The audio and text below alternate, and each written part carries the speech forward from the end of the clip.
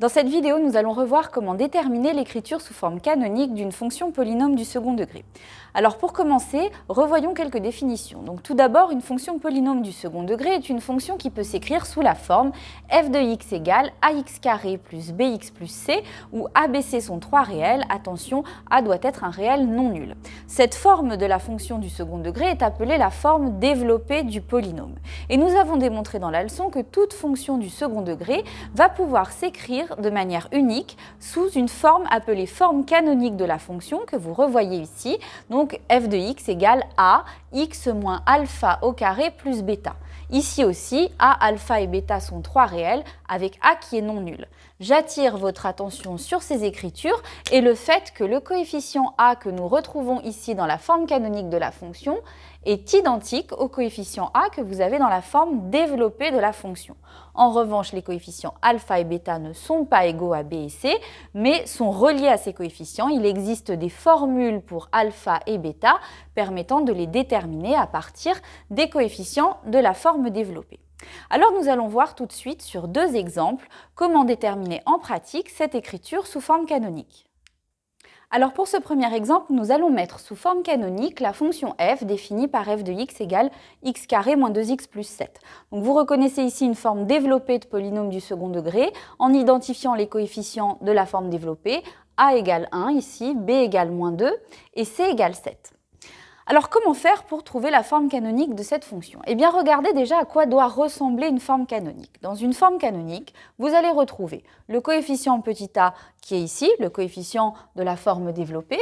Vous allez ensuite obtenir une identité remarquable, donc une parenthèse ici au carré dans laquelle, dans cette parenthèse, vous allez toujours retrouver une expression du type x moins quelque chose au carré, plus un certain coefficient bêta qui va apparaître ici.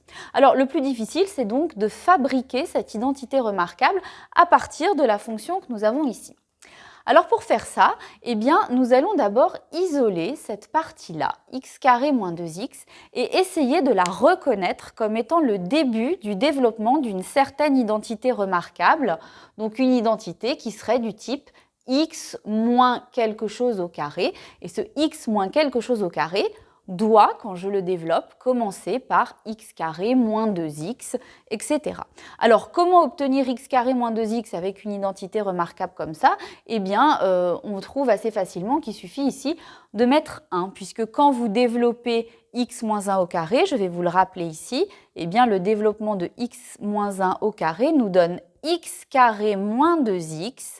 Et attention, quand on développe cette identité, on voit apparaître aussi plus 1. Donc le développement de x moins 1 au carré donne x carré moins 2x plus 1.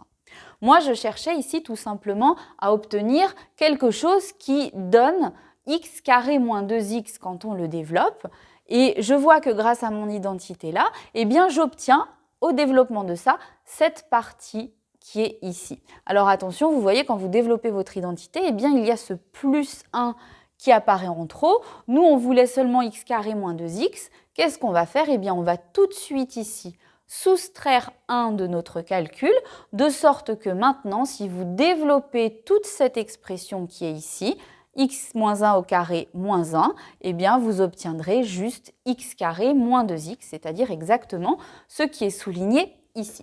Alors, le calcul n'est pas terminé. N'oublions pas qu'il y avait le plus 7 qui était là. Je viens donc le rajouter ici à côté de mon calcul. Et puis pour finir, eh bien, il s'agit simplement de terminer la ligne de calcul. Donc nous aurons x moins 1 au carré plus 6 comme forme canonique ici. Alors c'est bien une forme canonique, on peut identifier les coefficients. Dans cette forme canonique, on retrouve évidemment petit a égale à 1, comme on l'a vu dans la forme développée. On obtient aussi le alpha, donc, qui est le coefficient qui se situe ici, à l'intérieur de votre identité remarquable, donc alpha égale 1 ici, et puis bêta, qui est le coefficient qui est à côté de notre identité ici, donc bêta égale 6. Alors pour ce deuxième exemple, on va travailler avec une fonction un tout petit peu plus compliquée que la précédente. Donc je vous propose la fonction f de x égale moins 3x carré moins 9x plus 1. On reconnaît toujours une forme développée de polynôme du second degré avec les trois coefficients a égale moins 3, b égale moins 9 et c égale 1. Alors pourquoi cette fonction, cet exemple-là est un tout petit peu plus compliqué? Eh bien, c'est à cause du coefficient a égale moins 3. Rappelez-vous, dans l'exemple 1, on avait un coefficient a égale 1 et du coup, la mise sous forme canonique s'est fait très rapidement. On a pu identifier facilement l'identité remarquable. Alors ici, il y a une étape supplémentaire à faire dans notre calcul, c'est tout d'abord de factoriser la forme développée par le coefficient petit a, c'est-à-dire ici par moins 3. Donc on va commencer par faire cette factorisation-là. On obtient moins 3, facteur de x carré plus 3x moins 1 tiers. Donc ça, c'est une étape indispensable à ne surtout pas oublier. C'est cette étape qui va vous permettre de mettre en évidence dans la forme canonique le coefficient petit a que vous retrouvez ici dans la forme canonique générale d'une fonction du second degré. Alors une fois que vous avez fait cette étape-là, eh bien vous allez pouvoir, dans la partie que vous avez entre parenthèses ici, essayer de déterminer, comme tout à l'heure, la forme canonique et reconnaître quelle identité remarquable va me permettre d'obtenir, quand je la développe, cette partie-là, la partie x carré plus 3x, la partie qui contient les x carrés et les x.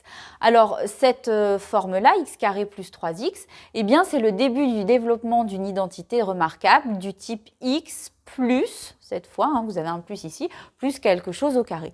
Et que vaut ce quelque chose? Eh bien, ce quelque chose vaut 3/2.